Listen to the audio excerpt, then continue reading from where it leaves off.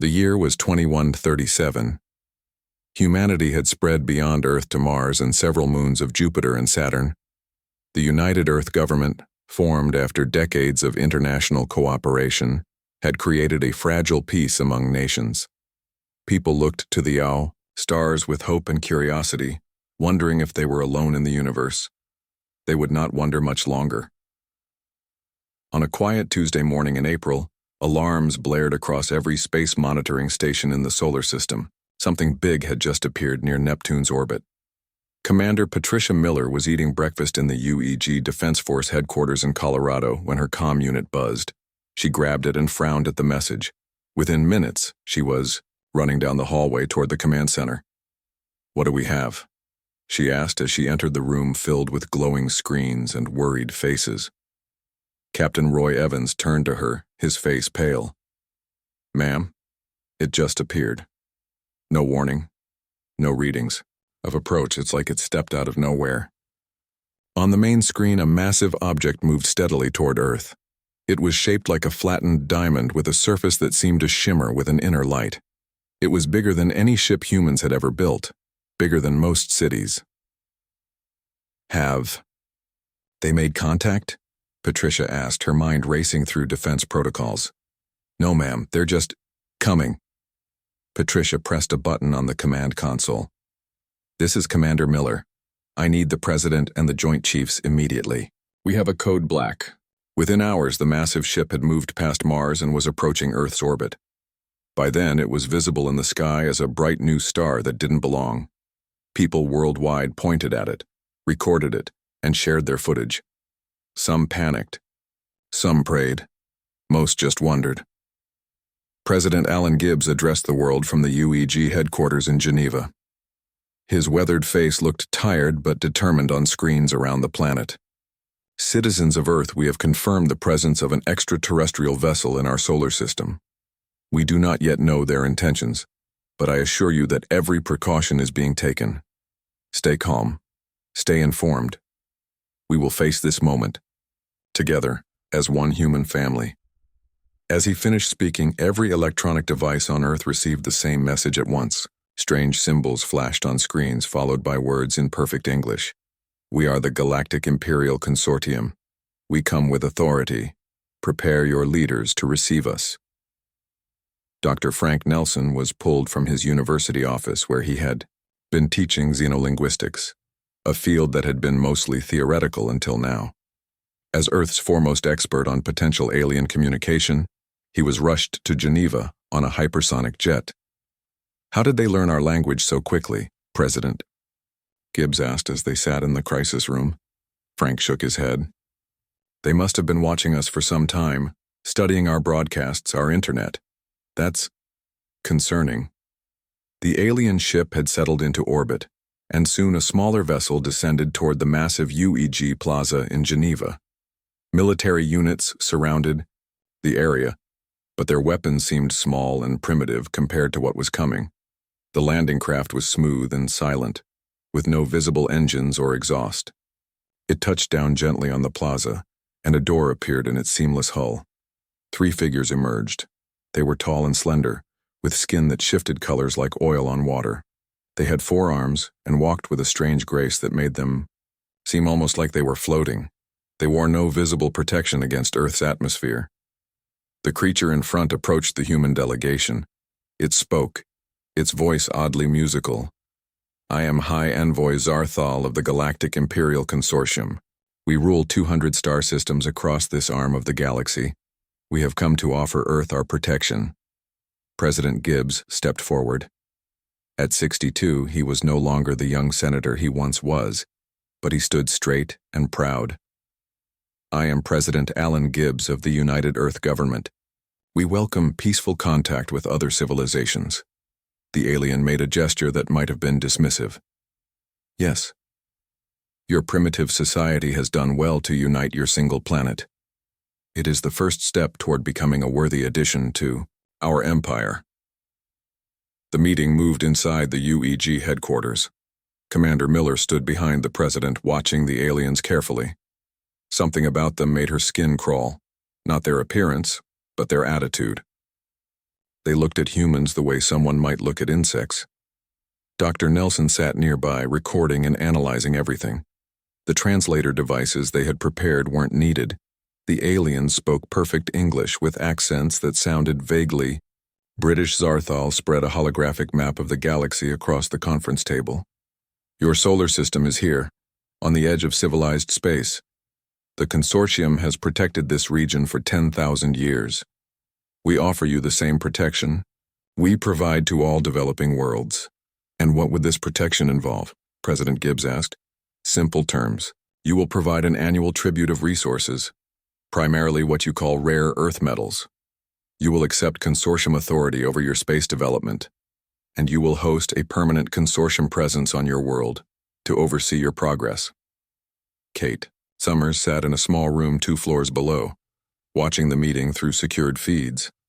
As the UEG's top intelligence analyst, she had been tasked with evaluating everything about these visitors. She noticed things others might miss, the way the aliens never mentioned any other specific worlds, how they spoke of their empire in grand but vague terms, how their technology was advanced but not impossibly so. When one of the aliens mentioned their 200 star systems, Kate noted a slight change in the skin color of another alien. Was that their version of a nervous reaction? Was the number a lie? And if we decline your offer of protection? President Gibbs asked. The alien's skin darkened slightly. That would be unwise. Unprotected worlds attract attention. There are forces in this galaxy that would not be as generous as the consortium. President Gibbs maintained his composure. We will need time to consider your proposal. Of course, we understand that primitive, forgive me developing species require time to process new concepts. You have 30 of your days to accept our generous offer. After the aliens returned to their ship, President Gibbs called an emergency meeting. Commander Miller, Dr. Nelson, and Kate Summers were all there, along with the Joint Chiefs and key scientists. What are we dealing with? Gibbs asked the room. Kate spoke first. They're lying about something. Their claims about the size of their empire, their attitudes, something isn't right. Commander Miller nodded. Our scans of their ship show advanced technology, but nothing that breaks the laws of physics as we understand them. They're ahead of us, but not gods. Dr. Nelson spread his notes on the table. Their language patterns suggest a hierarchical society, one that's used to giving orders rather than negotiating. I don't think they see us as equals. President Gibbs looked out the window at the alien ship, now visible as a dark spot against the moon. So they want our resources and our obedience. What happens to worlds that accept their protection? No. One had an answer, but the silence in the room was answer enough. We have 30 days, Gibbs said finally. In that time, I want to know everything about them, their strengths, their weaknesses, their true intentions, because I will not surrender Earth to anyone, no matter how many stars they claim to rule. As the meeting ended, a technician rushed in. Sir, we've detected another ship entering the solar system. It's much smaller and it appears to be damaged. Commander Miller checked the readings on her tablet. It's not on a course for Earth. It's trying to hide in Saturn's rings. Find out who they are, Gibbs ordered. They might just be the key to understanding what we're really facing. The room emptied, leaving Kate Summers alone with her data and her thoughts. Somewhere in the patterns of alien behavior and the signals they didn't know humans could detect, she would find the truth. And the truth, she suspected, would lead to a confrontation unlike anything Earth had ever seen. Kate Summers hadn't slept in 36 hours. Her office walls were covered with displays showing data from the alien ship. She drank her 5th cup of coffee and studied the strange patterns in the consortium's communications. You look terrible, said a voice from the doorway. Kate turned to see Greg Powell leaning against the frame. The cybersecurity expert had bags under his eyes too. Look who's talking, she said with a tired smile. Any luck with their systems? Greg entered and closed the door. Maybe. Their tech is advanced, but they're overconfident. They didn't expect us to even try hacking them. He placed a small device on her desk. I found a way to listen in on their internal comms. Kate's eyes widened. Are you serious? It's not perfect. Their language is strange when they talk among themselves, but it's something. They worked through the night, piecing together fragments of alien conversations. What they found made Kate's blood run cold. "We need to tell the president," she said as the sun rose over Geneva. "The consortium has been watching us for decades, and they're not as powerful as they claim." Greg nodded. "From what I can tell, they control maybe 40 systems, not 200. And the worlds they protect end up stripped of resources. Before they could report their findings, news came from Saturn. The UEG patrol ships had located the damaged alien vessel hiding in the rings. After a tense standoff, they had captured its lone occupant and were bringing it to Earth.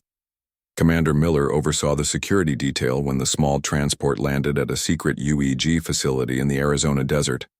The alien inside was different.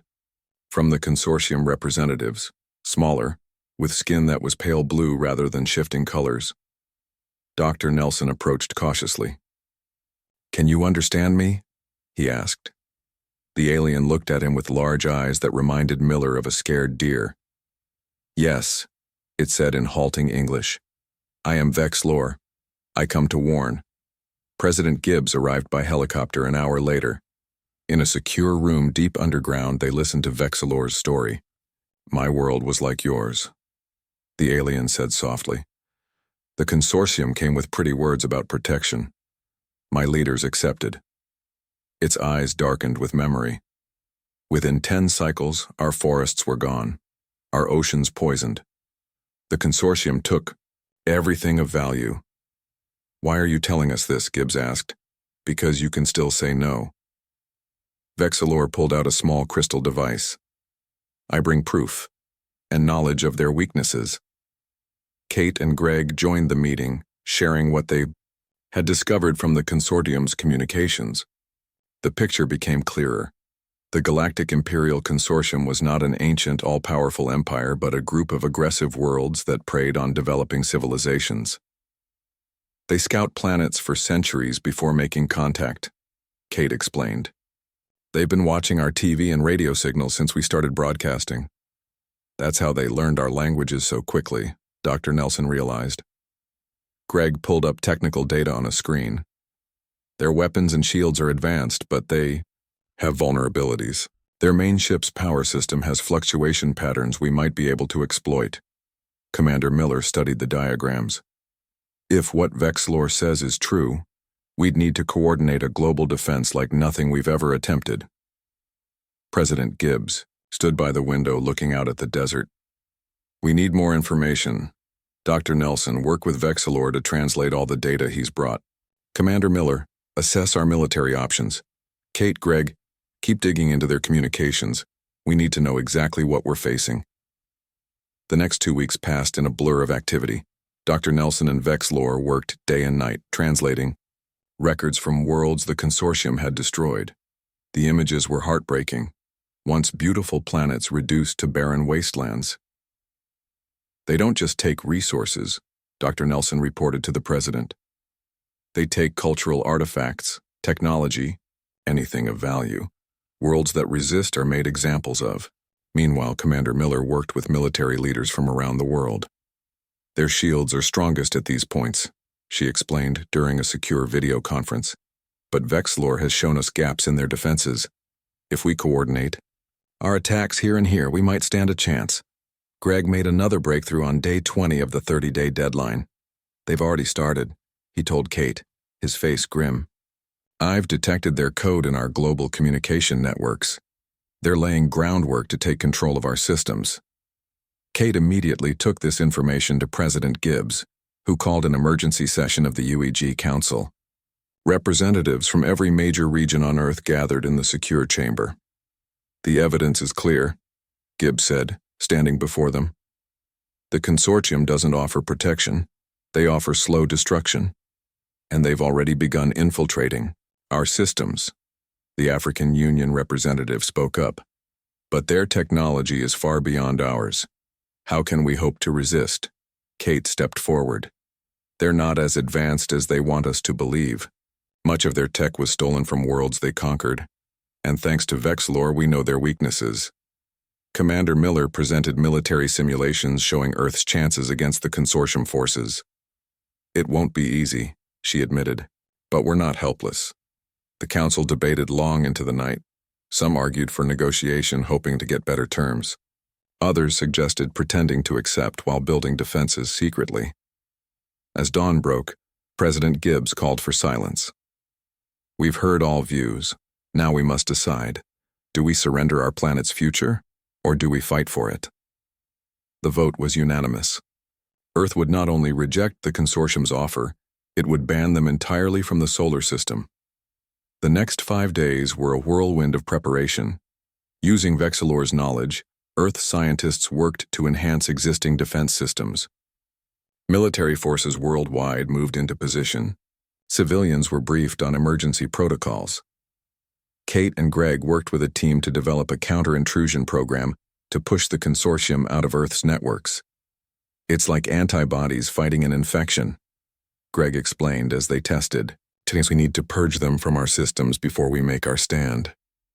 Vexilor provided crucial details about consortium weapons and tactics. "They rely on fear," he told Commander Miller. "They expect worlds to bow down without a fight. Your resistance will surprise them." On day 29, President Gibbs met with his closest advisors for a final review. "Are we ready?" he asked simply. Commander Miller nodded. "As ready as we can be. Defense networks are at full capacity. Our forces are in position. The counter-intrusion program is ready to launch," Greg added. "It should clear their code from our systems within minutes." Dr. Nelson and Vexilor had prepared a translation matrix to ensure perfect communication. "No misunderstandings," Dr. Nelson said. "They'll know exactly what we mean." Kate shared the latest intelligence. "Their ship has moved closer to Earth. They're confident we'll accept their terms." President Gibbs looked at each of them in turn. "Tomorrow we give humanity's answer, not just for ourselves, but for all the worlds that have suffered under their false promises of protection." He straightened his shoulders. "Get some rest.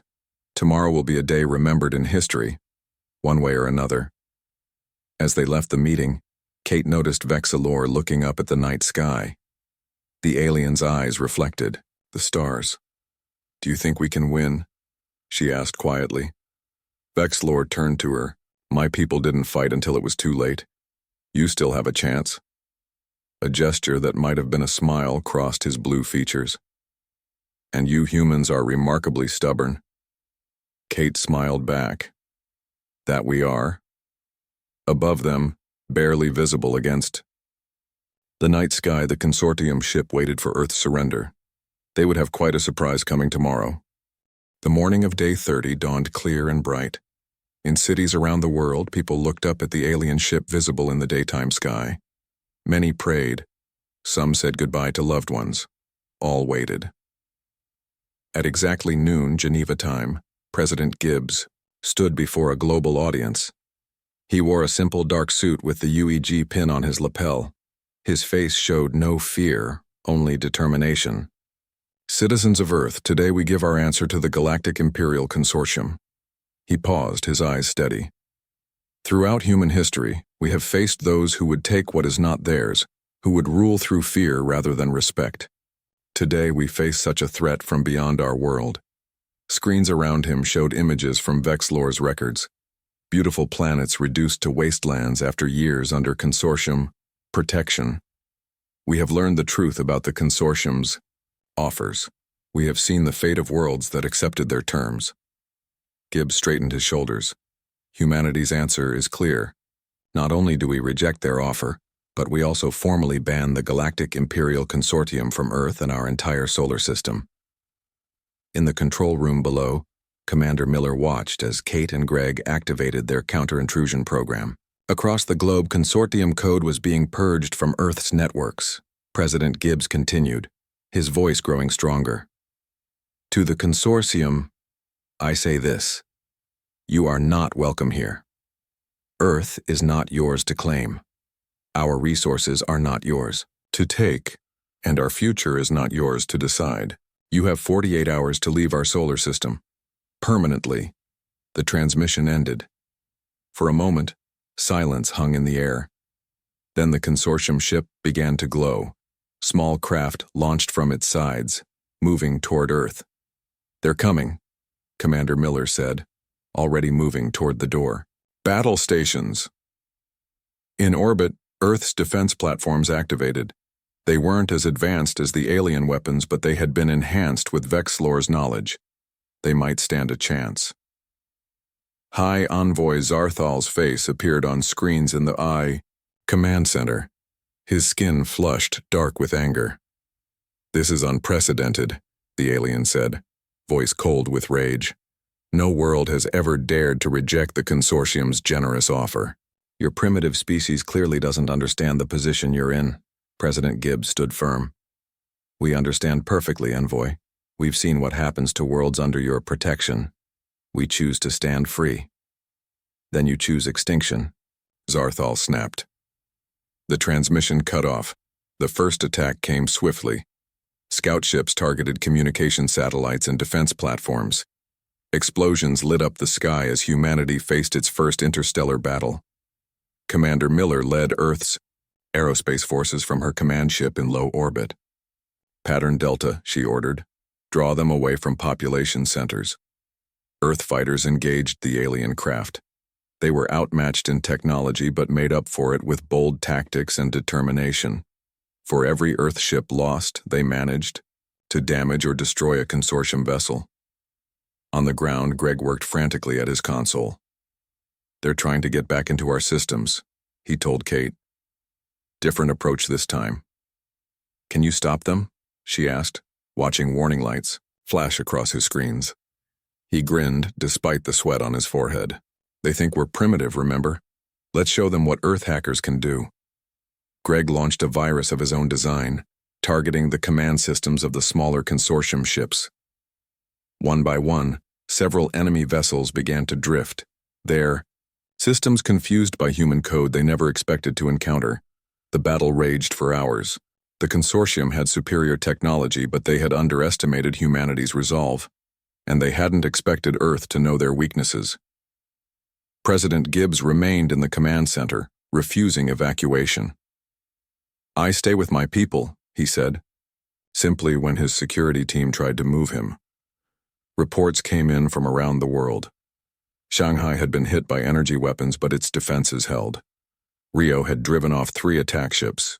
London's skies were filled with smoke, but its people fought on. Vexlor worked alongside Dr. Nelson, helping interpret consortium communications and tactics. "They're surprised," the alien said, something like hope in his voice. "They expected you to surrender after the first attack." Commander Miller's voice crackled over the comm. "We've lost the Moscow defense platform. Rerouting to cover the gap." Kate studied the battle patterns on the main screen. "They're changing formation," she said suddenly. "All ships pulling back to the main vessel." A massive energy signature began building in the consortium flagship. "That's their main weapon," Vexlor said, skin paling to almost white. "They're going to target your largest city." Dr. Nelson looked grim. "They want to make an example." President Gibbs made a quick decision. "Commander Miller, execute Plan Omega." "Sir, that's extremely risky," Miller replied. "We don't know if..." "It's our best shot," Gibbs cut in. "Do it now." High above Earth, Commander Miller's ship led a squadron toward the consortium flagship. They carried a special weapon designed based on Vexilor's knowledge, a device that could disrupt the energy patterns in the consortium's shield system. "All ships, attack pattern Omega," Miller ordered. "Target the ventral shield generator. We get one shot at this." Earth ships dove toward the massive alien vessel, taking heavy fire. Several exploded in brilliant flashes. But the remaining ships pressed on, drawing closer to their target. Miller's hands were steady on the controls as her ship raced toward the weak point in the consortium's defenses. Enemy fire flashed past her viewport. A hit rocked her ship, alarms blaring. "Forward shields. Down," her second-in-command reported. "One more hit and we're done. Just get me in range," Miller said through gritted teeth. Her ship shuddered as another blast grazed them. Warning lights flashed across her console, but they were close enough now. Deploying disruptor, she said, pressing the launch control. The small device shot from her ship, speeding toward the consortium vessel's shield generator. For a moment, nothing happened. Then a ripple of energy passed across the alien ship. Its shields flickered and failed. All ships open fire, Miller ordered. Earth's weapons struck the now vulnerable consortium flagship, not enough to destroy it, but enough to damage its main weapon system. Back on Earth, President Gibbs addressed his people again. Citizens of Earth, stand firm. The consortium thought we would break at the first sign of their power. They were wrong. Around the world, people emerged from shelters to fight back however they could. When consortium ground forces landed in Chicago, they faced not just military resistance but ordinary citizens who refused to surrender their city. The tide began to turn. Without their main weapon and with their shields compromised, the consortium forces found themselves in a battle they hadn't expected to fight. Zarthal's face appeared on screens again, his skin now pale with shock. This is impossible. You are a primitive species. You cannot defeat us. President Gibbs smiled grimly.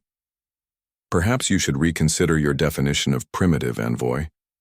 We may not have your technology, but we have something stronger, the will to be free. In orbit, Miller's damaged ship led another attack run. Earth forces coordinated perfectly, hitting the consortium vessel's engines, weapons, and communication systems. The flagship is disabled, Miller reported. Smaller craft are retreating. A cheer went up in the command center. Kate hugged Greg, both exhausted but triumphant. We're not done yet, President Gibbs cautioned. Commander, can you board their vessel? Already preparing, sir, Miller replied. Hours later, Earth forces entered the crippled consortium flagship. They found chaos and surrender. The mighty envoy who had dismissed humans as primitive now stood in shock as Earth soldiers entered his command center. When High Envoy Zarthal was brought before the UEG Council in Geneva, he no longer looked powerful or intimidating. Without his ship and technology, he was just another being, one who had gravely misjudged humanity. As news of Earth's victory spread to nearby star systems, something unexpected happened. Messages began arriving from other worlds, worlds that had been watching, worlds that had lived in fear of the consortium. They wanted to talk to the humans who had done the impossible. Earth had not only defended itself, it had changed the galaxy forever. 3 months after Earth's victory over the consortium, the UEG headquarters in Geneva had become the center of a new kind of diplomacy. Representatives from 12 different alien species had arrived to meet the humans who had done what no one else dared: stand up to the Galactic Imperial Consortium and win. Dr. Frank Nelson had never been busier. As head of the new Interstellar Communication Division, he worked with a team of linguists to create translation systems for each new species. The Varaxians use color changes along with sounds, he explained to President Gibbs before a meeting. Don't be alarmed if they turn bright purple. It's a sign of respect, not anger. Gibbs nodded, looking over his notes. 6 months ago, his biggest concern had been water rights in the African Union. Now he was preparing to help form an alliance of worlds. Life had certainly changed. In another wing of the building, High Envoy Zarthal sat in a comfortable but secure room. It wasn't exactly a prison, but he wasn't free to leave either. Kate Summers entered with a data tablet. Good morning, Envoy, she said. We have more questions about the worlds you controlled. Zarthal's skin had lost its shifting colors, settling into a dull gray. Controlled. Past tense. How quickly things change. He looked at Kate with eyes that had lost their arrogance. You humans continue to surprise me. That's what makes us human, she replied simply. Reports had come in from across the galaxy. With Earth's victory as inspiration, other worlds had begun to resist consortium control. The empire that had claimed to rule 200 star systems was crumbling, revealed as far smaller and weaker than it had pretended to be. Commander Miller had been promoted to admiral after the battle. She now led Earth's new defense fleet, which included ships built with a combination of human innovation and alien technology shared by grateful new allies. The Trilaxian ambassador wants to offer us their shield technology, she told Greg Powell, as they walked through the UEG aerospace facility in Arizona. Says it's the least they can do after we freed their colony worlds. Greg shook his head in amazement. 6 months ago, I was trying to keep hackers out of bank accounts. Now I'm helping design security for interstellar communications. He laughed. Life gets weird sometimes. In a good way, Miller added with a rare smile. Vexlor had become something of a celebrity on Earth. As the first friendly alien to contact humans, his blue face was recognized everywhere he went. He had chosen to stay on Earth as an advisor and ambassador. My homeworld is gone, he told Dr. Nelson during a quiet moment. But perhaps I can help prevent others from suffering the same fate. The day finally came for the formal creation of the Interstellar Cooperative Alliance. Representatives from all 12 species gathered in the Grand Hall of the UEG headquarters. President Gibbs stood at the podium, looking out at the diverse group of beings before him. Some looked almost human. Others were wildly different. Crystalline structures, floating gas clouds contained in special suits, creatures that resembled Earth's sea life more than its land dwellers. Friends from across the stars, Gibbs began. We gather today not as conquerors or the conquered, but as equals. Not as rulers and subjects, but as partners. The consortium sought to divide us through fear. We choose to unite through respect. The translation systems carried his words to each species in their own language or communication method. The crystalline beings flashed with light. The gas cloud beings changed colors. Signs of approval came from all. The alliance we form today is based on 3 simple principles, Gibbs continued. First, the sovereignty of each world is absolute. No member may interfere in the internal affairs of another without invitation. Second, we share knowledge and resources fairly, for the benefit of all. And third, we stand together against any who would threaten our freedom. Admiral Miller stood at attention near the back of the room, watching the security teams carefully. Even in this moment of hope, she remained vigilant. Earth had learned that the galaxy could be dangerous. They would not be caught unprepared, again. Kate and Greg sat among the human delegation, both still amazed to be part of such a historic moment. They had been key to uncovering the consortium's lies, and now they were helping build something better in its place. I never thought my hacking skills would help create galactic peace, Greg whispered to Kate. Peace backed by strength, she replied. The best kind. After the formal speeches, representatives from each world signed the Alliance Charter. Some used traditional pens or their world's equivalent. Others pressed appendages into special readers that captured their genetic signature. One species that existed as pure energy simply passed through a special field that recorded their unique pattern. When it was done, President Gibbs was elected as the first chairperson of the Alliance. It was a 1-year position that would rotate among the member worlds. I accept this honor with humility, he said, and I promise that Earth will always remember that true strength comes not from domination, but from cooperation. The celebration lasted late into the night. Humans and aliens shared food, carefully selected for biological compatibility, music, and stories. Cultural barriers fell as beings from across the galaxy found common ground in their hopes for a better future. Dr. Nelson found himself in conversation with 3 different species, discussing the universal patterns they had discovered in language. Across the stars. It seems some concepts are truly universal, he said. Freedom. Family. Home. Vexlor stood by a large window, looking up at the stars. Admiral Miller joined him. Thinking about your world? She asked. The alien nodded. It can never be restored, but perhaps its memory can help guide this new alliance to a better path. A year to the day after Earth's historic victory, a ceremony was held to commemorate the event. The wreckage of the consortium flagship had been transformed into a monument in Geneva's Central Plaza. Parts had been reshaped into a sculpture that reached toward the sky, not as a reminder of war but as a symbol of transformation. President Gibbs stood with Admiral Miller, Dr. Nelson, Kate Summers, Greg Powell, and Vexlor looking up at the monument. Behind them, a new fleet of Earth ships prepared for its maiden voyage. built with the combined knowledge of 12 worlds. A year ago, we stood alone against a bully, Gibbs said quietly to his companions.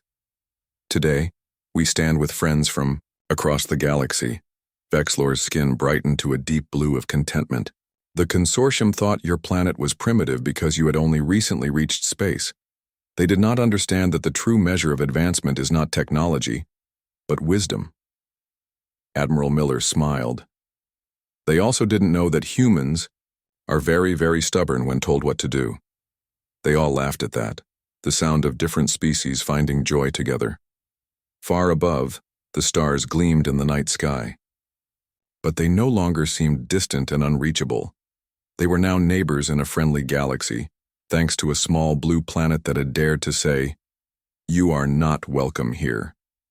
And in saying no to oppression, Earth had opened the door to something far greater, a future among the stars not as subjects but as equals.